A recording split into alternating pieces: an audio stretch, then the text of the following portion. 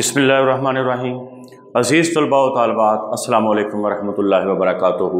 मैं हूँ प्रोफेसर खालिद महमूद ताहिर और आप देख रहे हैं doctor Khalid Mahmood YouTube channel.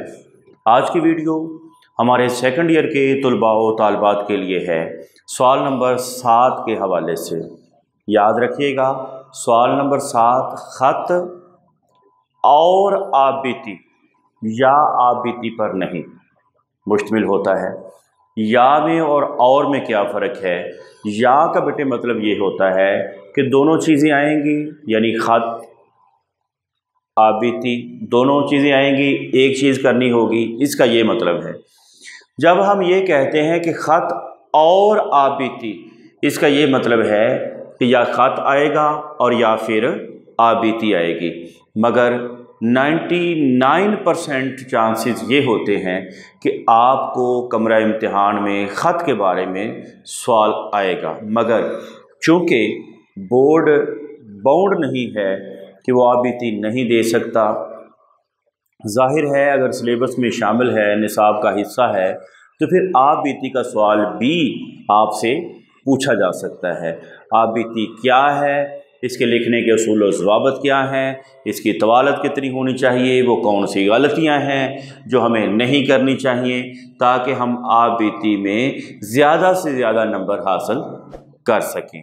तो अज़ीज़ तलबा व तालिबात, सबसे पहले मानी व मफ़हूम की बात करें तो इसे आबिती को अंग्रेज़ी के अंदर ऑटोबायोग्राफी कहते हैं और उर्दू में इसको कहते हैं कि अपनी कहानी अपनी ज़ुबानी। ये जानदार चीज़ की भी हो सकती है और बेजान चीज़ की भी हो सकती है। इसके बारे में कुछ 10-12 उसूल व ज़वाबित हैं, कवानीन हैं, जिनको अगर हम अपने सामने रखेंगे और अपने जहन में रखते हुए आबिती को तहरीर करेंगे तो यकीनी तौर पे हम एग्ज़ामिनर से अच्छे नंबर लेने की तवक्को रख सकते हैं। तो सबसे पहले बेटे सीगा वाहद मुतकल्लम इस्तेमाल करना है। मिसाल के तौर पे आप कुर्सी की आबिती बयान करना चाहते हैं तो आप ये लिखेंगे कि मैं एक दरख्त की शाख थी, गोया इसको हम कहेंगे सीगाए वाहद मुतकल्लम। और थी की चीज़ लफ्ज़ थी बताएगा कि ये ज़माना माजी का है, माजी के ज़माने में आप आबिती लिखेंगे। और तीसरी चीज़ ये है कि ज़हनी खाका, आप जब आबिती लिखें तो किसी भी चीज़ के बारे में जिसके बारे में आप आबिती लिख रहे हैं उसका खाका आपके जहन में होना चाहिए। खाका से क्या मुराद है कि उस चीज़ के नुक्ताए आगाज़ से लेकर नुक्ताए अंजाम तक के तमाम तब्दीली के सफ़र, तमाम इर्तका, वो सारे की सारी चीज़ें जो मुमकिनात में हो सकती हैं, वो ज़हनी खाका आपके दिमाग के अंदर मौजूद होना चाहिए। इसके बाद बेटे आता है मुशाहदा और तदब्बर।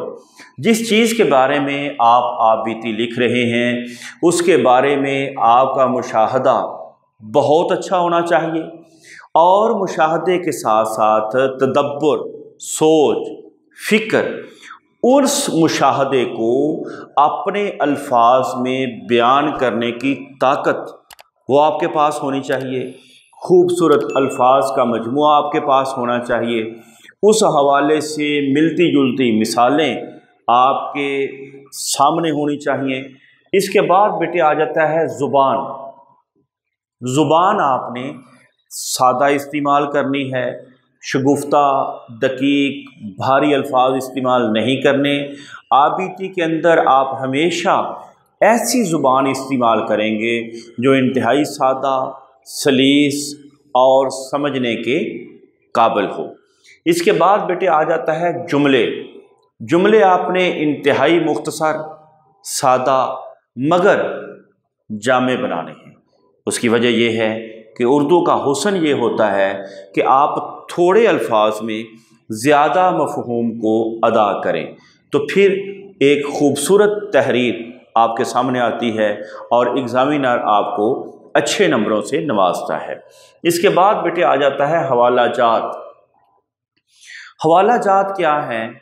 हवाला जात से मुराद वो कुरानी आयात, वो अहादीस, वो अशआर, वो किसी का कौल, वो बातें, वो अक़वाल ज़र्री, वो किसी भी ज़ुबान में हों, आप हवाले के तौर पर लिख सकते हैं। मगर एक बात ख़ास तौर पे याद रखिएगा कि हवाला कट वाले नीले मार्कर के साथ दीजिएगा और हवाला देते हुए हवाले के ऊपर वाली जो लाइन है वो आप स्किप कर देंगे, छोड़ देंगे, और हवाला लिखते हुए आप तहरीर, ये तहरीर है आपकी, इस तहरीर से थोड़ा सा अंदर चले जाएंगे ताकि हवाला वाज़े तौर पर महसूस हो सके।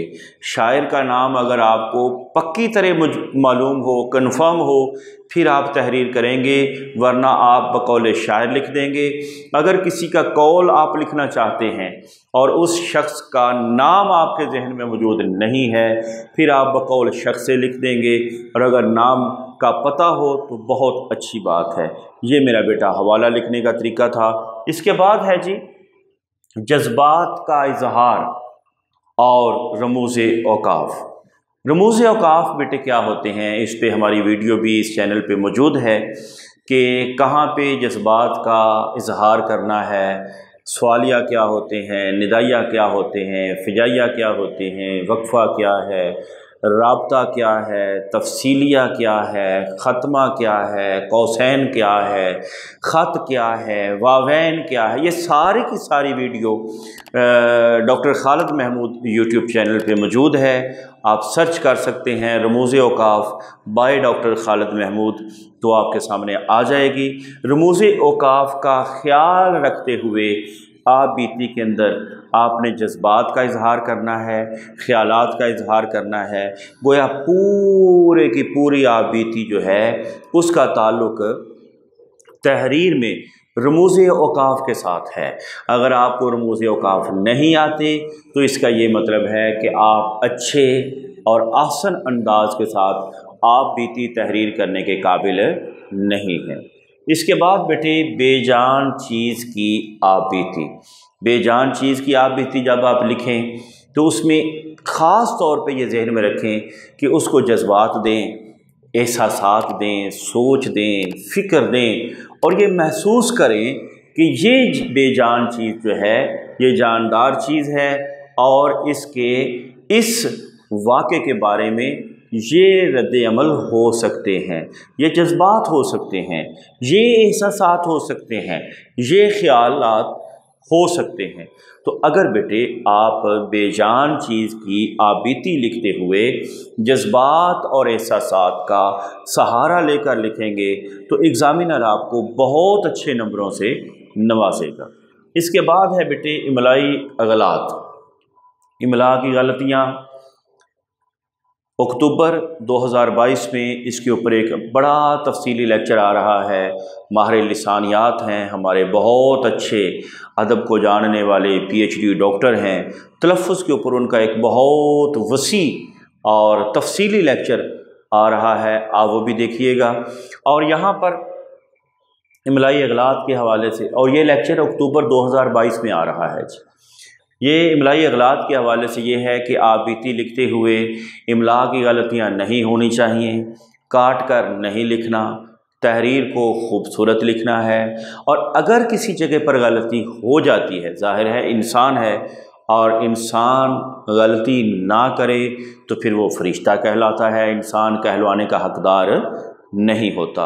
अगर कहीं गलती हो जाए तो फिर मेरा बेटा आपने ये करना है कि ब्रैकेट लगाएं, दूसरी साइड पे ब्रैकेट लगाएं और छोटा सा क्रॉस लगा दें, जिससे पता चल जाएगा एग्जामिनर को कि ये वो तहरीर है जो मैंने नहीं पढ़नी, ये इस इबारत के अंदर शामिल नहीं है।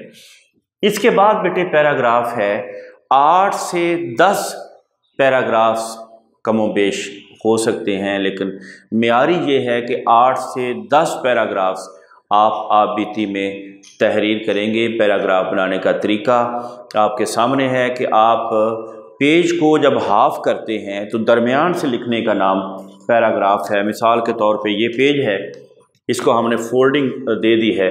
तो यहाँ से शुरू करेंगे तो ये पैराग्राफ है, बाकी ये यहाँ से चलता जाएगा, अगला पैराग्राफ भी यहाँ से करेंगे, फिर यहाँ से। इस अंदाज के साथ बेटे हमारा पैराग्राफ का जो पोर्शन है वो मुकम्मल होगा। और बात करें इसकी तवालत की तो 2 से 2.5 पेजेस, 2 से 2.5 सफ़हात। और यहाँ सफ़ा से मुराद ये एक सफ़ा है, इसके बाद ये दूसरा सफ़ा है, फिर आगे ये तीसरा सफ़ा है। तो इस अंदाज के साथ बेटे आप 2 से 2.5 सफ़हात के ऊपर आप बीती को मुकम्मल करेंगे। और अगर आप इन उसूल व ज़वाबित और कवानीन को सामने रखते हुए आप बीती तहरीर करेंगे तो एग्ज़ामिनर आपको बहुत अच्छे नंबरों से नवाजेगा। अल्लाह आपको कामयाब करे।